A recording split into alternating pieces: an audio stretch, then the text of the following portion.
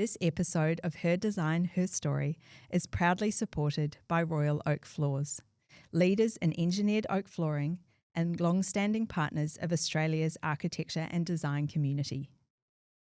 Each board is shaped by virtues of oak, timeless, expressive, and perfect in its natural imperfection. Royal Oak Floors continues to pursue perfection so your space can tell its own story with confidence and style. See more at royaloakfloors.com.au. Today, my guest is someone who works creatively in a slightly different pathway. Kelly McCloskey is a Melbourne-based renowned Feng Shui expert who has helped transform the way people experience their homes and workspaces for over a decade.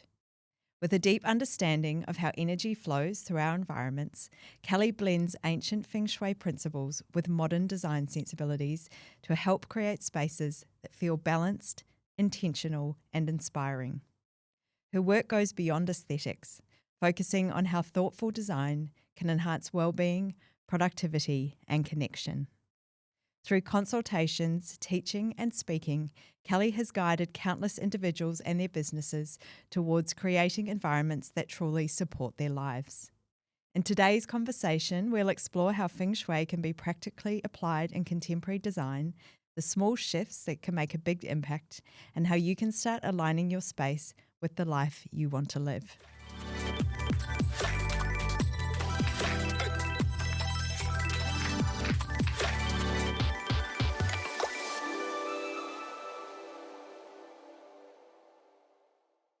Kelly, welcome to Her Design, Her Story. Thank you so much for joining me today. Thanks for having me. I'm very excited to speak to you. This is a slightly different take on the creative pathway, which I'm very interested in. I did say to you the other day, I grew up in a family where there was a really deep respect for Chinese medicine and Feng Shui and those underlying principles, but probably on reflection, we had a very limited understanding of what a lot of that meant. And I feel like now working in design space and with the property developers and things like that in my time, it's something that certainly I've noticed has become more prevalent. So I'm very interested to take a bit of a deep dive into that today. But I did want to go back to the start of your career because I know you started in quite a different career pathway before you've landed where you're at. Could you talk me a little bit through that first career journey that you were on? Sure. Thanks for having me. That's a pleasure. I was like a lot of girls finishing year 12 and didn't know what they wanted to do. So I thought, oh, look, I like flying. I'll become a pilot. And I remember saying to my parents, I know, my parents, it was my grandfather. He's like, Kelly, you're not that crash hot at maths. I don't know if this is really for you. Anyway, so I applied to get into certificate, whatever it was, to become a commercial pilot, and I got in. But then the closer it got to, you finish year 12 in like the October, November, and then it was coming to the February to start, and I thought, I really don't think I do want to do this. This probably isn't me. But I always had a love for real estate, and I blame my parents for that because at the age of 18, I'd lived in 18 homes. Oh, wow. Yes. So I thought, I'm going to become a real estate agent, scrap the flying thing. And at that time, this was back in 1997, I finished year 12. There wasn't any female pilots. They were out, doing cargo flying and not, so it's probably as sexy as what it is now. So I thought I'm going to go and become a real estate agent. But at that point I was only 17. I didn't turn 18 till the following May. But at RMIT University, there's a course there to become a licensed estate agent. So I filled out all the documents to go and do that. It was 6 months full time, 9 till 5, Monday to Friday. But you had to be 18. Oh, right. So I did what every 17-year-old girl would do, and I lied about my birthday. Yep. So I figured I'll be 18 by the time I finish it. It'll Basically be fine. 18. Yep. So I went and did that, and then got a job at Hawkinshaw at Williamstown as a receptionist at 18 because no one was going to give me a job as a selling real estate at 18, and went and signed up to become – I did that for 6 months, hated it, and then I thought I'll become a property valuer. So then I went back to RMIT, did a couple of years of property development and of learning about being a property valuer and didn't like that because I like people. Yeah. And being a property valuer, it was very much what's something per square metre. It was very boring. It wasn't for me. So I got out of that and got into real estate sales. And that escalated quite quickly. I was quite good at it. When I towards the end of the career before I went and studied Feng Shui, I was running a couple of PAs. Yeah. I was in the top 10 at Hawkinshaw within the network, which was a lot. It was actually top 3, which was good. Yeah, I really enjoyed it, and I loved property. I love people. I love helping people. So, but I came to find Feng Shui because I saw history repeat itself in houses. Yeah. So whether it be I was selling for a That's couple really interesting. who were getting divorced, and then a lovely couple would buy the house, and I'd get a phone call a couple of years later, Kelly, we're separated, can you come and sell the house?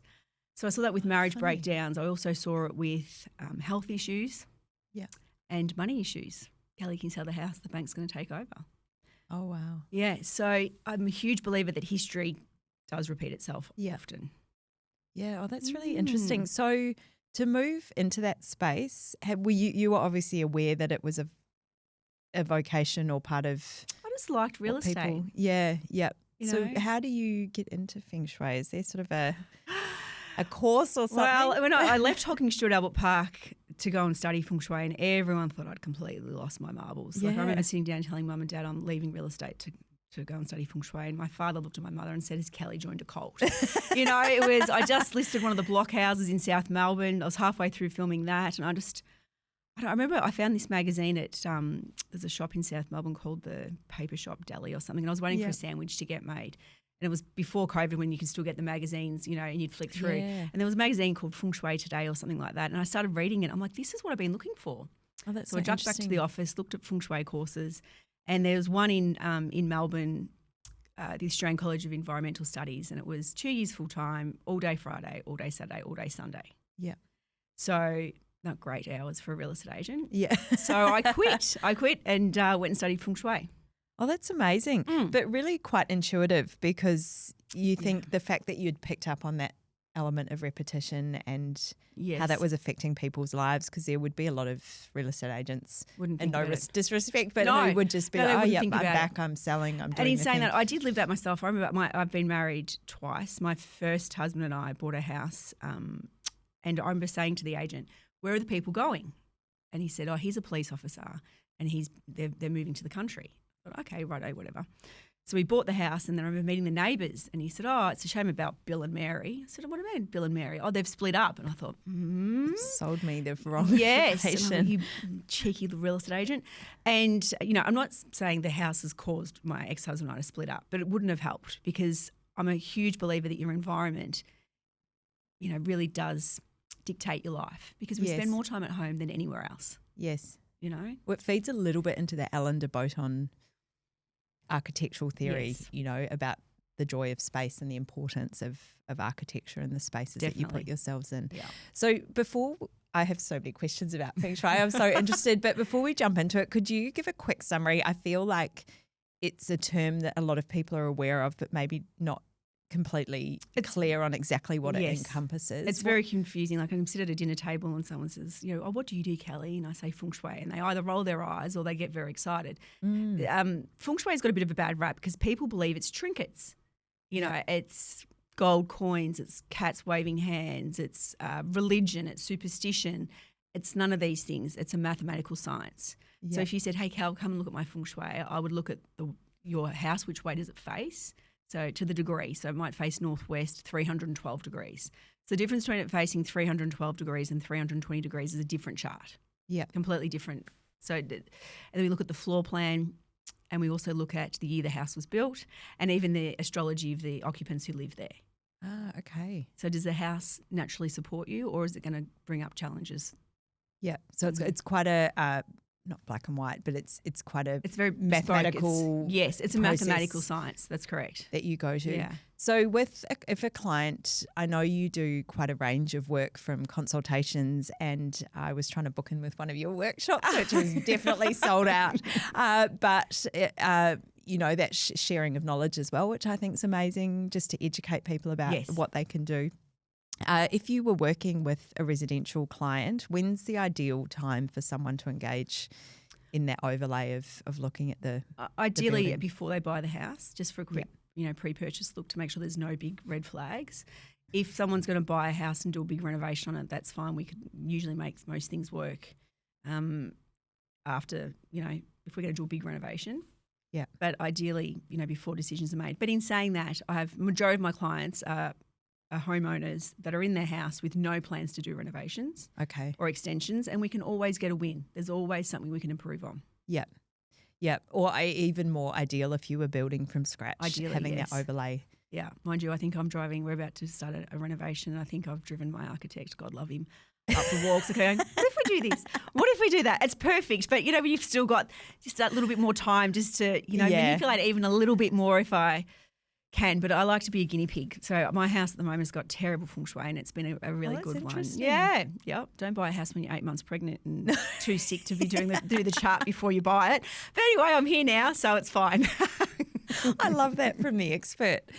Do you work with many property developers or anyone like that on those big? I know, having worked a little bit in that property development space, Yes. that was often, there were a lot of questions around property developers. orientation. I think I'm a really cheap insurance policy for anyone, but especially property developers, because there's nothing worse when you go and put everything you own into a development and it sinks. Yeah. And often with a couple of tweaks. If I fully believe if I work with someone on a property, whether it be a development site or whether it's mum and dad, they will have better wealth, they'll have better health, they'll have better resale value, the house will feel great, the kids aren't going to, your marriage isn't going to implode, your kids are less likely to get sick. Yeah. You're setting yourself up for really good opportunities, because feng shui literally means wind and water. So we look at the wind, the energy, how it comes into the house, and the water, how does it exit the house. Yeah. So by manipulating these two big areas, if we can manipulate them in the right way, everything's a win. Life is easy. Everything's in flow. Yeah.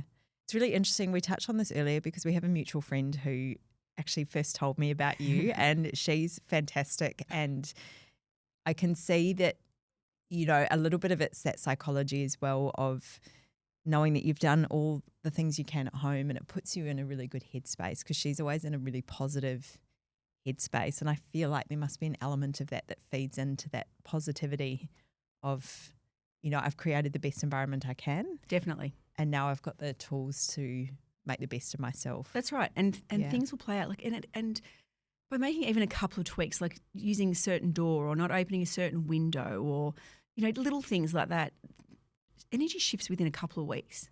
Like, I get messages from clients or calls from clients saying, Kelly, I can't believe it. This has happened. I've got my dream job has happened, or I'm pregnant. Oh, wow. I've had 6 failed IVF attempts. I've done what you've told me to do. I've put the bed in the right spot. I'm doing it the way you told me to do it. Yeah.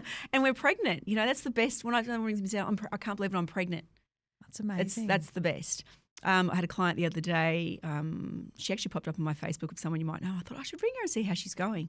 So how's it all going? And they were both the husband and wife were very professional people, and often people think my clients must be, really airy fairy, purple haired, love and light, Yep. Those kind of people. They're not, generally speaking, but I'm quite happy to work with the love and light people too. But they were very, very much commercial people, both of them. And I sat there and we worked out some things, and we worked out their office was in the wealth sector. It was their wealth sector, which they could activate by using the window. And I said, put an air purifier there as well when you're working.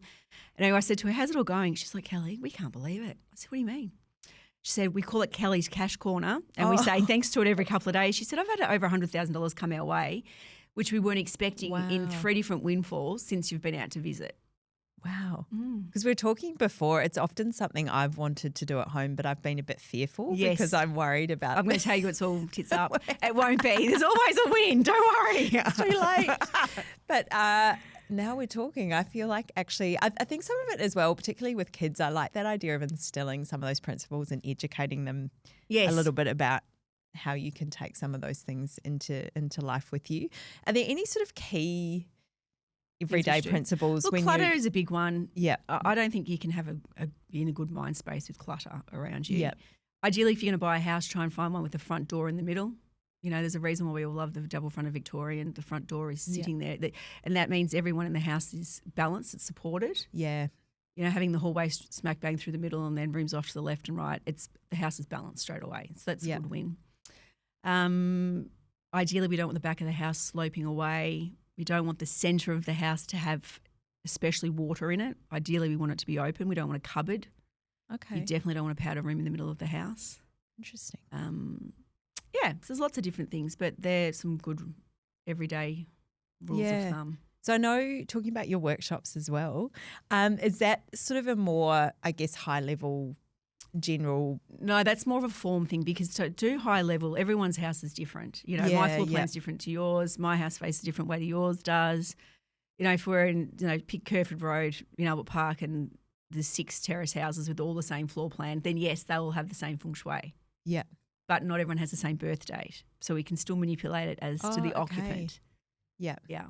Yeah. So if you're taking that workshop session, what sort of information it's form, do so people... it's that sort of stuff I just mentioned there about front doors. Okay. So it's a little what bit does more your house practical. sit? It's more like your landscape of the street. So does your house sit on a corner or is in the middle of the street? Is the house taller to the left versus to the right? And cul-de-sacs are a no. I don't mind a cul-de-sac. I think a busier road is more challenging for me than a cul-de-sac.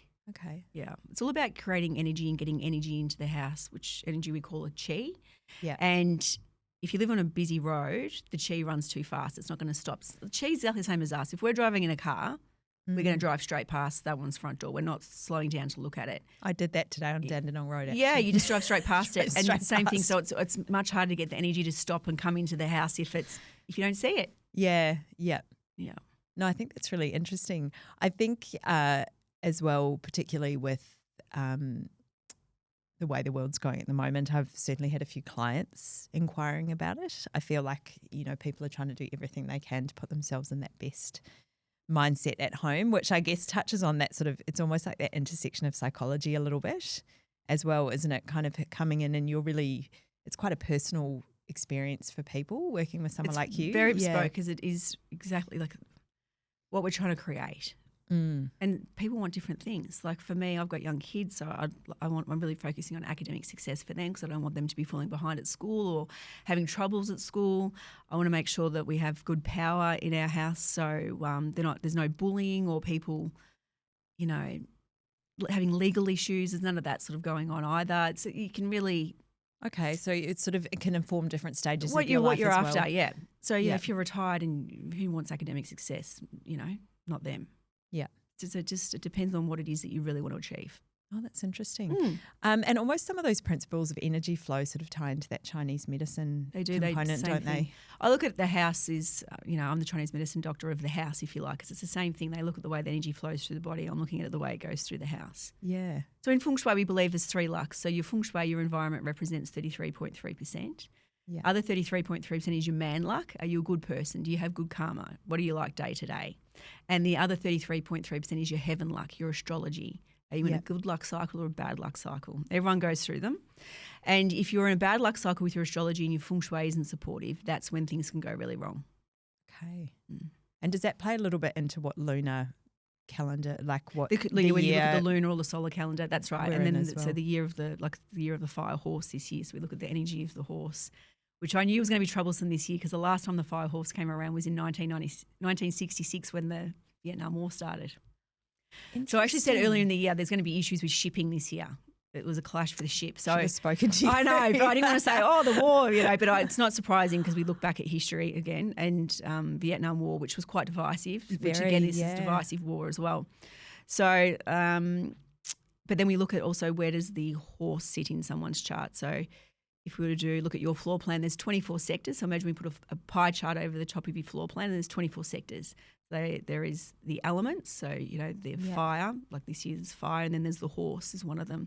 So if your horse sector is out of luck and you have the back door there and you come and go through the back door all the time, you're going to have health issues related to the horse. So heart, eye, blood, these issues will come up because it's the year of the horse. It's extra powerful.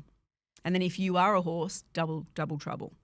Interesting. But then if it's in luck and it happens to be a wealth sector and we're using that back door, bingo.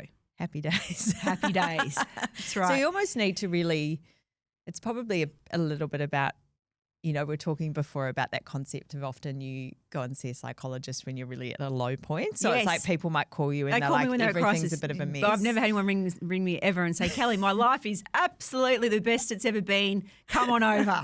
Tell me why. Tell me, that's right. They ring me when their kids are in trouble at school or their marriage is about to, end up at divorce court or there's money problems or big health issues. Yeah.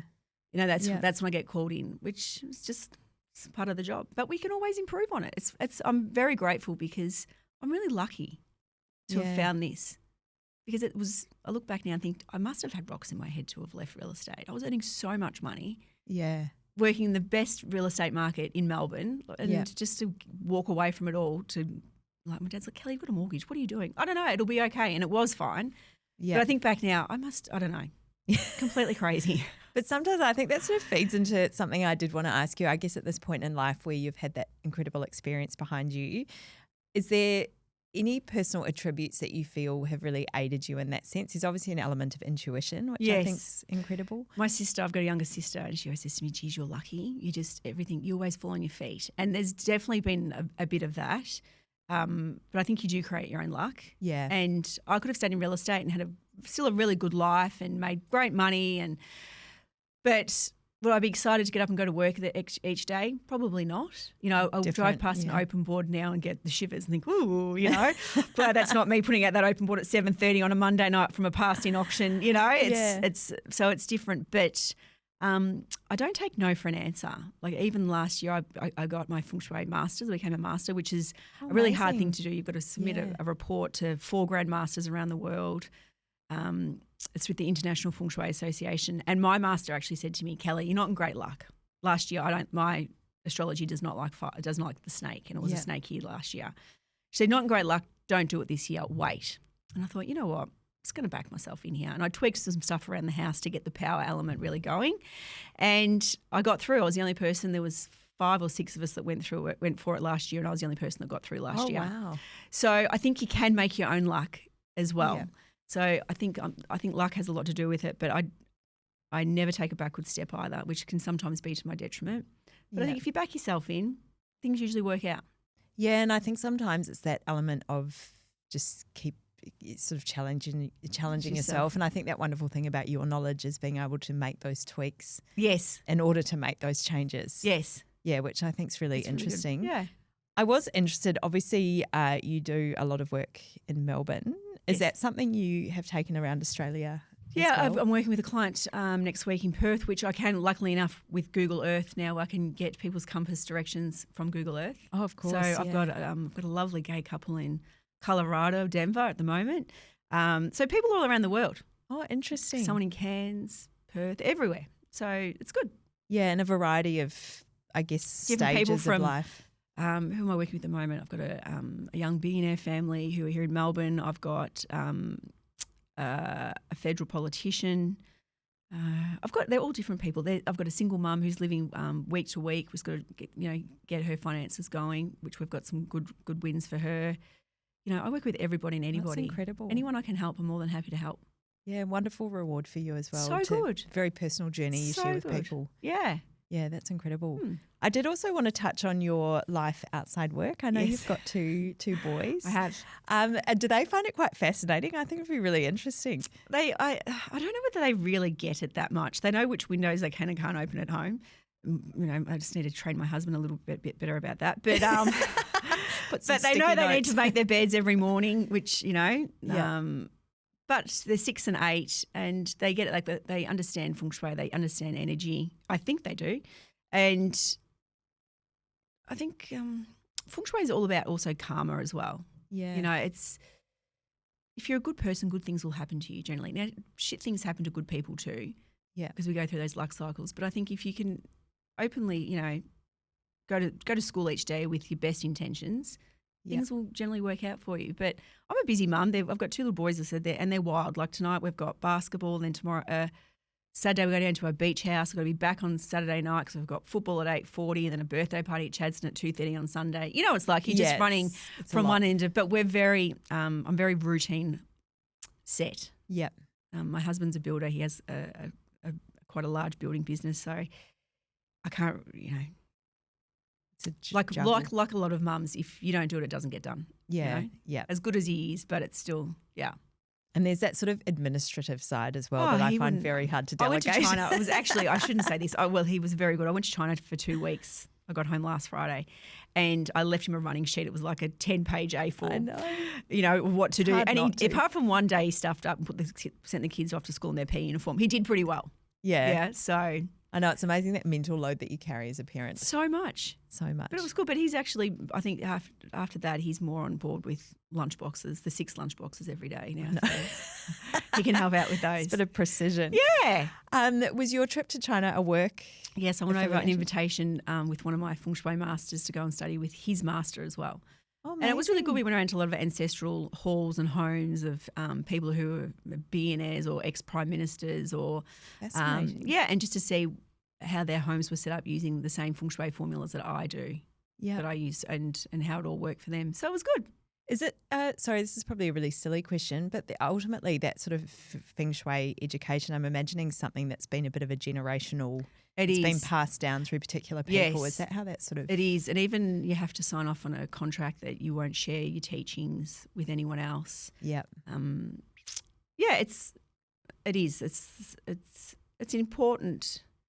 I don't know. I find it really important work, and you don't want it to get in the wrong hands, or you don't want to give the wrong information to people because, I have a decent social media presence, and I always give advice that hand on heart is good for everybody. And then there's other people I see who give dangerous advice. Yeah, and like you were saying, it's obviously a very bespoke. You can't, depending. I mean, everyone's house is different. Every person's That's right. different. So it's quite dangerous saying, go and put a water feature in the southeast sector this year because that relates to money. It does, but it only relates to 10% of that energy. The other 90% you could be upsetting with health issues, bankruptcy, arguments and conflicts, legal issues. You just don't know. Yeah, So it's nuanced. Yeah, Yeah, so I'm very careful with the information I provide to people. yeah, that's interesting. Yeah.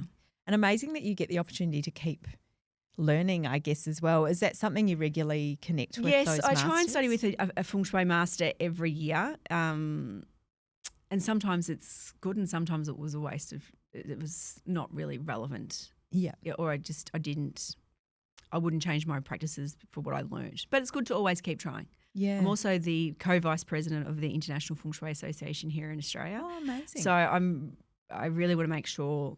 The reason I did that is because I think the industry isn't, anyone can say they're a Feng Shui master. yeah, Really, yeah. and it's very difficult. I'm a blonde white woman calling myself a Feng Shui master, and there's Asian people from Asian backgrounds. The Chinese is their first, and they call themselves Feng Shui masters, but no one knows who their master was, who they trained with, and that's the thing.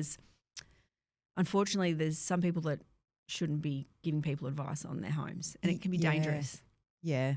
And I guess it's a funny analogy, but a little bit in interior design at the moment, there's a lot of topics, sort of topical conversation around the registration process Yes. and who can call themselves what and what that looks like. That's and I what can I'm doing see with, this is what because is happening. It's hard to differentiate the person that might have studied and had the experience and, 100%. can ethically give some good advice. That's right. Yes, I know. There's Feng Shui schools out there, and they're not.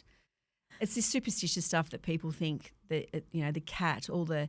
I was at this beautiful hotel in Bali last year, and I met this woman. It was a communal dinner table, and she said, "Oh, what do you do?" I said, "I'm a Feng Shui practitioner." She pretty much jumped through the roof. She's from Sydney, and she said, "I've got red ribbons all around my taps." And I said to her, and the husband looked at me, and I said, and you think they're going to bring you money? And she's like, yes. I watched some girl on Feng Shui, and she told me that was going to happen.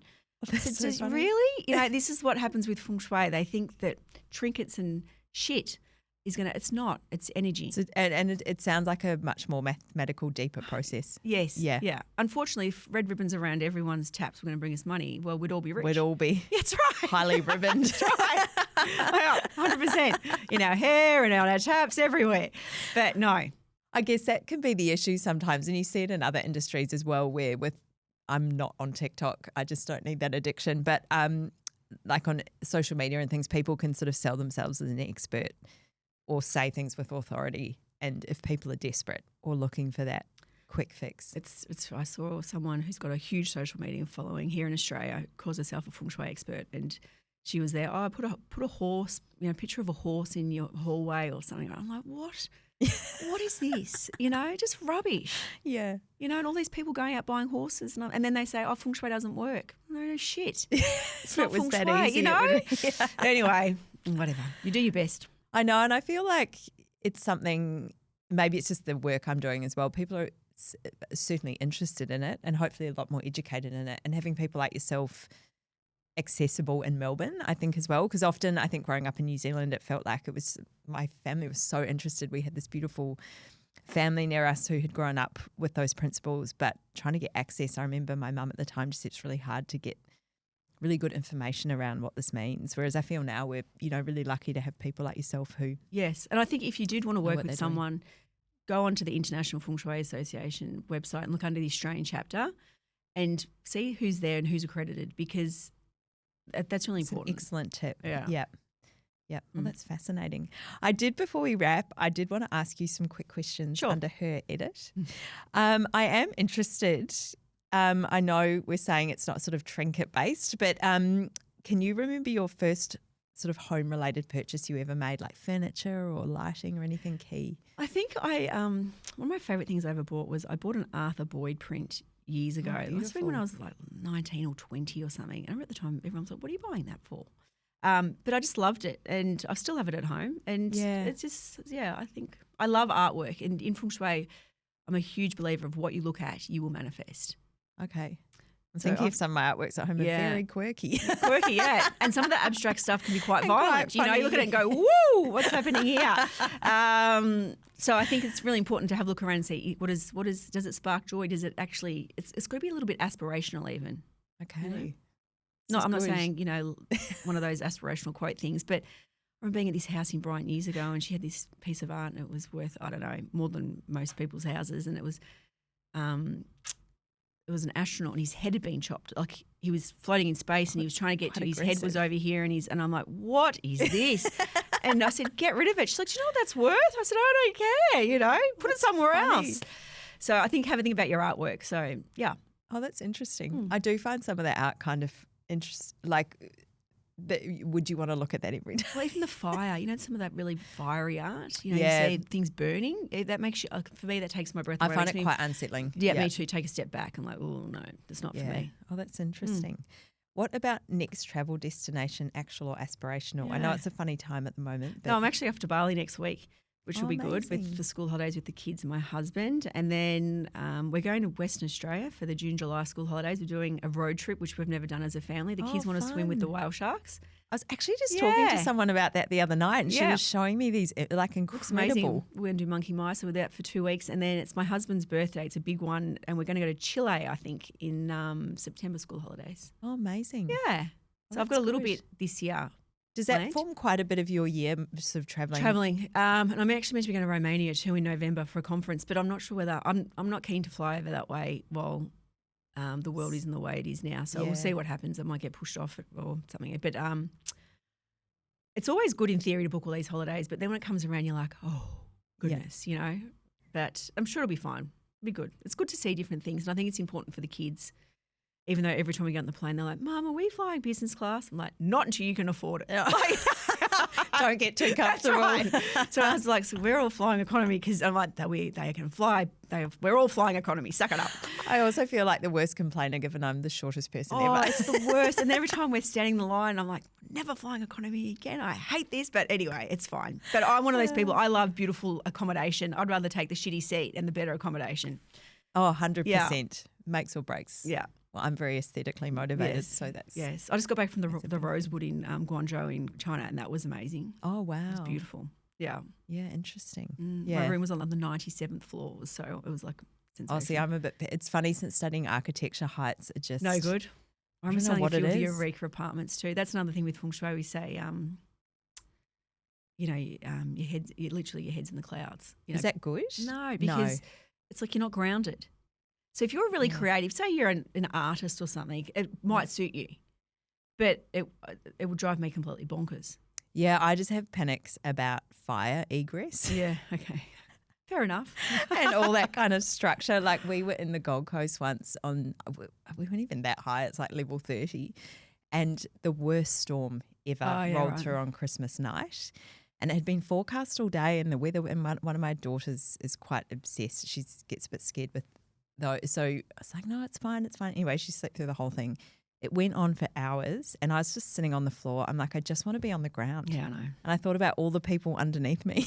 Oh, you'll be right. You're from Queensland. You'll be fine. Just run. You're right. I know my husband's like, good night. Having an absolute meltdown. No, I always blame studying architecture, but maybe it's something else. I also wanted to ask you a design faux pas you secretly love or love to hate. The waving cat. As a Feng Shui master, the waving cat, you see it at every Chinese restaurant. And because the idea is it's an energy, it's moving energy. So is it meant to be lucky? But it's also moving energy. So I get it. So you see this thing moving, so your eye goes to it's a tip jar. So you go, oh, I'll give them a tip. So it's an activator. But we've got a lot. My daughter loves cats. Loves them, and we went to Japan. Came back with the cats. home of the little cat waving cat. We've got many. So I quite hate, but I quite like cats. I've got a cat at home, Amigo. So they ship me as a Feng Shui master because they take the PI55 really for Feng Shui, but I quite think they're quite cute. Oh, how funny. Oh, so that's okay. I always wondered why the arm was moving. Now I know. Favorite creative icon, living or legend? Anyone that's I thought about this. I think it's my favourite building I've ever been to is the Taj Mahal. I've been there a couple of times now. Oh wow! So probably the guy that built that. Because he built it for his wife. He built it for his wife, and they're both buried there. And it's amazing. Have you ever been?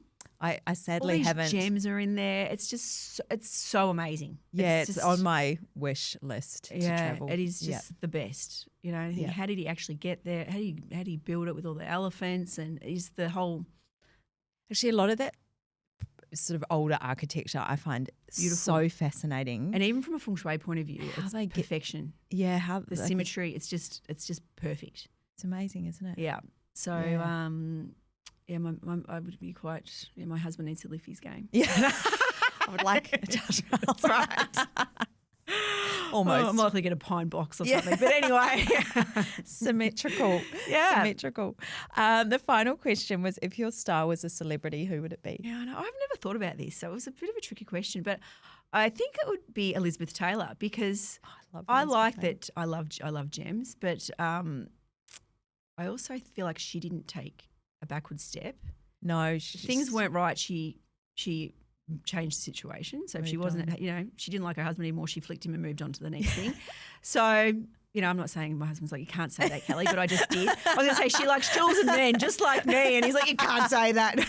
She was career focused. Yeah, but I think she would be a bit of fun. Like she would have been fun to have a bottle of bubbles with. So she's one of the originals, I feel, in my memory of that kind of iconic. Yeah, and she always had her face on, and not that I always do, but I think she something similar to that. I think she would have been a good fun. Yeah, she looks like good fun. Thank you so much for your time today, Kelly. I really enjoyed our chat today. Thank you. Thanks for having me.